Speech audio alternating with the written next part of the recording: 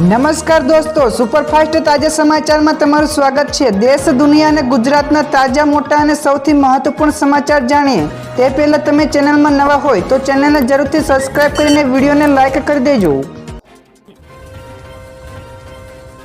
સૌથી પહેલા દોસ્તો આપણે વાત કરીએ તો અંબાલાલ પટેલની નવી આગાહી। તો હવામાન નિષ્ણાત અંબાલાલ પટેલે રાજ્યમાં વરસાદને લઈને ફરી એકવાર નવી આગાહી કરી છે અને કહ્યું છે કે 15મી ઓગસ્ટ બાદ વરસાદી સિસ્ટમ સક્રિય થાય છે, જેના કારણે રાજ્યના અનેક ભાગોમાં વરસાદી માહોલ જામશે। તો જેમાં 17 ઓગસ્ટથી મેઘા નક્ષત્ર અને સૂર્ય સિંહ રાશિમાં આવતા સારો એવો વરસાદ પણ થશે। તો 19 ઓગસ્ટથી 26 ઓગસ્ટ સુધીમાં રાજ્યના ઘણા બધા ભાગોમાં સારો એવો વરસાદ થશે। તો 23 ઓગસ્ટથી લઈને 14 સપ્ટેમ્બર સુધી પણ ગ્રહો જળદાયકા નક્ષત્રમાં હોવાથી ભારેથી અતિભારે વરસાદ થશે તેવું તેમણે જણાવ્યું છે। તો દોસ્તો બીજા સૌથી મોટા સમાચાર સામે આવ્યા છે। સીએમએ આપી ₹4179 કરોડની ફાળવણીને મંજૂરી। જ્યાં દોસ્તો સીએમ ભૂપેન્દ્ર પટેલે 2025ના શહેરી વિકાસ વર્ગમાં રાજ્યની 7 મહાનગરપાલિકા અને 12 જેટલી નગરપાલિકાઓને બહુવિધ વિકાસ કામો માટે ₹4179 કરોડ રૂપિયાની ફાળવણીને મંજૂરી આપી છે। તો અર્નિંગ વેલ અને લિવિંગ વેલ મંત્રને સાકાર કરતી આ નાણાકીય ફાળવણીમાંથી આંતરમાળખાકીય સુવિધાઓના વિકાસ, શહેરી સડક, પાણી પુરવઠા અને સ્ટોર્મ વોટર ડ્રેનેજ તેમજ આઉટગ્રોથ એરિયાના ડેવલપમેન્ટના કામો હાથ ધરાશે। તો દોસ્તો ત્યાર પછી આગળ વધુ એક સૌથી મોટા સમાચાર મળ્યા છે। હિમાચલમાં ભારે તબાહી। તો 98 જેટલા લોકોના મોત તેમજ 1500થી વધારે ઘરો તબાહ અને 390 કરતાં વધારે રસ્તાઓ બંધ છે। જ્યાં દોસ્તો હિમાચલ પ્રદેશ અને ઉત્તરાખંડમાં ભારે વરસાદી તારાજી સર્જી છે। તો 20 જૂને ચોમાસાની શરૂઆતથી જ 1 ઓગસ્ટ સુધી હિમાચલમાં લગભગ અંદાજે 100 જેટલા લોકોના મોત થયા છે અને 97 લોકો હજુ પણ ગુમ છે, તેમજ રાજ્યમાં 1500 કરતાં વધારે ઘરો ધરાશાયી થઈ ગયા છે અને અંદાજિત ₹1678 કરોડથી વધુ રૂપિયાનું નુકસાન પણ થયું છે। તો આ ઉપરાંત 390 કરતાં વધારે માર્ગો ભૂસ્ખલન અને પૂરના કારણે બ્લોક પણ થઈ ગયા છે। તો સ્થિતિ ગંભીર છે અને બચાવ તેમજ રાહતની કામગીરી પણ હજુ ચાલુ છે। તો દોસ્તો બીજા સૌથી અગત્યના સમાચાર સામે આવ્યા છે। ભારતીય હવામાન વિભાગ એટલે કે IMDએ પણ કરી વરસાદની આગાહી। જ્યાં દોસ્તો હવામાન વિભાગના વૈજ્ઞાનિક નરેશ કુમારની આગાહી કરી છે, જેમાં તેમણે જણાવ્યું છે કે આ કોઈ પણ બદલાતી પેટર્ન નથી। તો ચોમાસું મધ્યપ્રદેશ બાદ ઉત્તર ગુજરાતમાંથી પસાર થઈ રહ્યું છે અને મધ્ય ભારત અને ઉત્તર ગુજરાતમાં વધુ વરસાદ નોંધાયો છે। તો રાજ્યમાં સામાન્ય કરતાં વધારે વરસાદ થયો છે। તો રાજ્યમાં વરસાદની કોઈ પણ અછત નથી। તો આગામી એક અઠવાડિયા સુધી વરસાદ પડવાની કોઈ પણ શક્યતા દર્શાવી નથી અને ઓગસ્ટમાં સામાન્ય વરસાદ પણ નોંધાશે તેવું તેમણે જણાવ્યું હતું।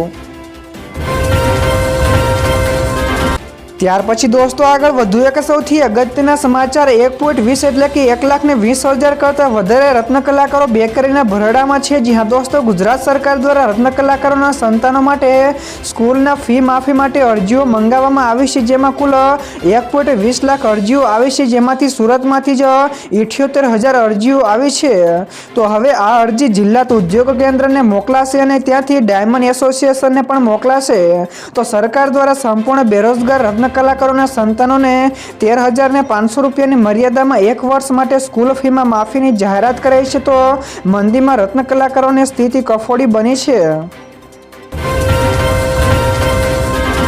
ત્યારબાદ દોસ્તો ફટાફટ આગળના બીજા સમાચારની વાત કરવામાં તો રક્ષાબંધન પહેલા મળી શકે છે સારા સમાચાર। જ્યાં દોસ્તો દેશમાં રક્ષાબંધનના તહેવાર પહેલા ભારતીય રિઝર્વ બેંક ફરી એકવાર વ્યાજ દરોમાં ઘટાડાની મોટી ભેટ આપી શકે છે। તો સ્ટેટ બેંક ઓફ ઇન્ડિયા એટલે કે SBIના એક અહેવાલ અનુસાર 4 થી લઈને 6 ઓગસ્ટ દરમિયાન યોજાનારી રિઝર્વ બેંકની નાણાકીય નીતિ સમિતિ એટલે કે MPCની બેઠકમાં રેપો રેટમાં 25 બેસિસ પોઈન્ટ એટલે કે BPSના ઘટાડાની જાહેરાત કરવામાં આવી શકે છે। તો દોસ્તો બીજા સૌથી મહત્વપૂર્ણ સમાચાર સામે આવ્યા છે। તહેવારો ઉપર ST દોડાવશે 6,500 કરતાં વધારે એક્સ્ટ્રા ટ્રીપો। જ્યાં દોસ્તો હવે તહેવારોની સિઝન શરૂ થવા જઈ રહી છે અને જે કારણે મુસાફરોમાં પણ મોટો વધારો થશે, જે કારણે લોકોને અગવડતા ન પડે તે માટે GSRTC દ્વારા વધારાની 6,500 કરતાં વધારાની ટ્રીપો દોડાવવાનો નિર્ણય કરવામાં આવ્યો છે। તો જેમાં જન્માષ્ટમીના તહેવાર નિમિત્તે ડાકોર, દ્વારકા અને શામળાજી જેવા પ્રસિદ્ધ કૃષ્ણ મંદિરો ઉપર દર્શનાર્થે જતા મુસાફરો માટે સ્પેશિયલ બસોનું સંચાલન કરવામાં આવશે। તો દોસ્તો ત્યાર પછી આગળ વધુ એક સૌથી મહત્વપૂર્ણ સમાચાર મળ્યા છે। રાજ્યમાં સિઝનનો કુલ 62.93% વરસાદ નોંધાયો। જી હા દોસ્તો, હવામાન વિભાગે આપેલી માહિતી અનુસાર 1 ઓગસ્ટ 2025 સુધીમાં રાજ્યમાં સિઝનનો કુલ 62.93% એટલે કે અંદાજિત 63% જેટલો વરસાદ નોંધાયો છે। તો કચ્છમાં 64.16%, ઉત્તર ગુજરાતમાં 65.38%, પૂર્વ મધ્ય ગુજરાતમાં 64.84%, સૌરાષ્ટ્રમાં 55.10% અને દક્ષિણ ગુજરાતમાં 66.93% વરસાદ નોંધાયો છે। તો સરદાર સરોવર ડેમમાં પાણીનો સંગ્રહ 2,74,454 MCFT છે। તો રાજ્યના અન્ય 206 જળાશયો સંગ્રહ 3,75,105 MCFT નો છે। ત્યાર પછી દોસ્તો આ સિવાયના બીજા સમાચારની ઝડપથી વાત કરવામાં આવે તો ક્રૂડ ઓઇલનો ભાવ વધશે, તો જાણો શું શું મોંઘું થશે। જી હા દોસ્તો, ટ્રમ્પના રશિયા સામેના કડક પગલાંથી ક્રૂડ ઓઇલના ભાવમાં વધારો થવાની શક્યતા છે। તો $120 પ્રતિ બેરલ સુધી પહોંચી શકે છે। તો ભારત જેવી આંતરિક બજાર ધરાવતી અર્થવ્યવસ્થાને પેટ્રોલ અને ડીઝલ, શાકભાજી, દૂધ, પ્લાસ્ટિક, સિમેન્ટ અને ઇલેક્ટ્રોનિક્સ જેવી અનેક વસ્તુઓ મોંઘી પડી શકે છે। તો ટ્રાન્સપોર્ટ ખર્ચ વધતા, ટેક્સી ભાડું અને ઈ કોમર્સમાં ડિલિવરી પણ મોંઘી થઈ શકે છે। તો રશિયાનું ક્રૂડ ઓછું થતાં સ્થાનિક ફુગાવો પણ વધી શકે છે। તો દોસ્તો બીજા સૌથી મોટા સમાચાર સામે આવ્યા છે। બાલવાટિકામાં પ્રવેશ માટેના નવા નિયમો। જ્યાં દોસ્તો ગુજરાત સરકાર દ્વારા રાષ્ટ્રીય શિક્ષણ નીતિ 2020ના અમલીકરણ માટે નવા નિયમો ઘટાડ્યા છે। તો નવા નિયમો અનુસાર 4 વર્ષથી ઓછી ઉંમર ધરાવનાર બાળકોને જુનિયર કેજી એટલે કે 4 થી 5 વર્ષના બાળકોને સિનિયર કેજી અને 5 થી 6 વર્ષના બાળકોને બાલવાટિકામાં દાખલ કરી શકાશે। તો તમામ ખાનગી અને પૂર્વ પ્રાથમિક શાળાઓ માટેની નોંધણી ફરજિયાત રાખવામાં આવી છે। તો વાલી અથવા તો શિક્ષકો મંડળની રચના અને ટ્રાયલ માસ્ટર મીટિંગ અનિવાર્ય રહેશે।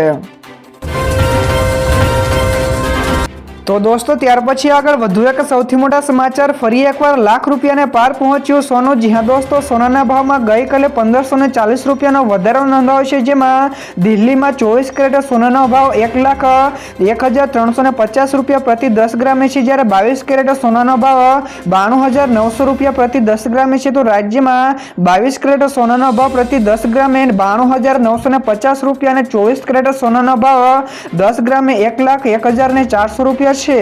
તો ચાંદીના ભાવમાં પણ મામૂલી 10 રૂપિયાનો વધારો થયો છે અને ચાંદીનો ભાવ 1,10,500 રૂપિયા પ્રતિ કિલોએ પહોંચ્યો છે।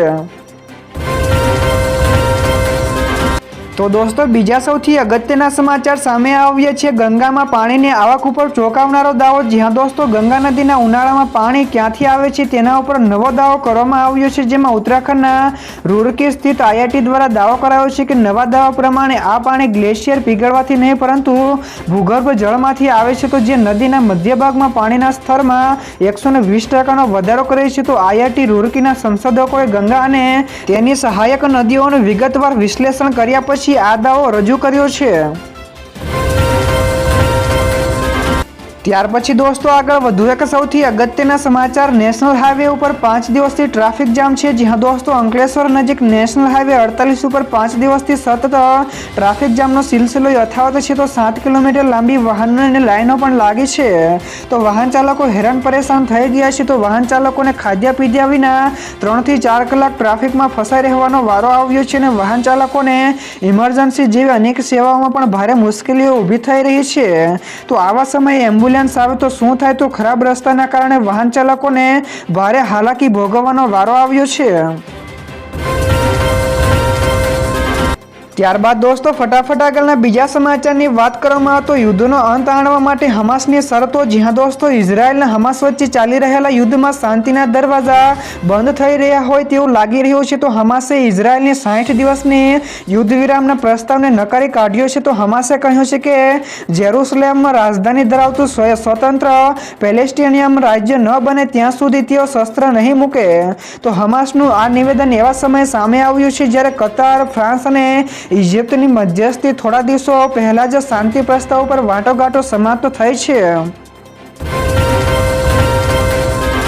તો દોસ્તો બીજા સૌથી મહત્વપૂર્ણ સમાચાર સામે આવ્યા છે 10માંથી 7 કંપનીઓના મૂલ્યમાં થયો ઘટાડો. જ્યાં દોસ્તો યુએસ ટેરિફ અને ટ્રેડ ડીલના તણાવ વચ્ચે ગયા અઠવાડિયાના વેપારીઓમાં દેશમાં ટોચની 10 કંપનીઓમાંથી 7 કંપનીઓના મૂલ્યમાં ₹1.35 લાખ કરોડનો ઘટાડો થયો છે. તો ટીસીએસમાં સૌથી વધારે નુકસાન કરનારી કંપની હતી. તો હાલ કંપનીનું માર્કેટ કેપ ₹47,487 કરોડથી ઘટીને ₹10.87 લાખ કરોડ થયું છે. તો એરટેલનું મૂલ્ય પણ ₹29,936 કરોડ, બજાજ ફાઇનાન્સનું મૂલ્ય ₹22,806 કરોડ અને ઇન્ફોસેન્સનું મૂલ્ય ₹18,694 કરોડ ઘટ્યું છે.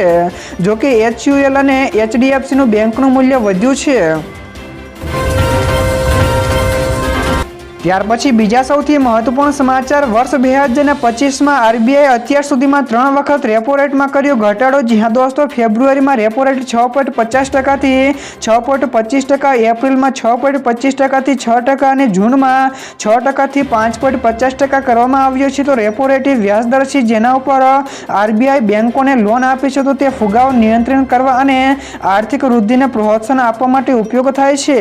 તો 2 ઓગસ્ટ 2025 સુધી વર્તમાન રેપો રેટ 5.50% અને રિઝર્વ રેપો રેટ 3.35% છે.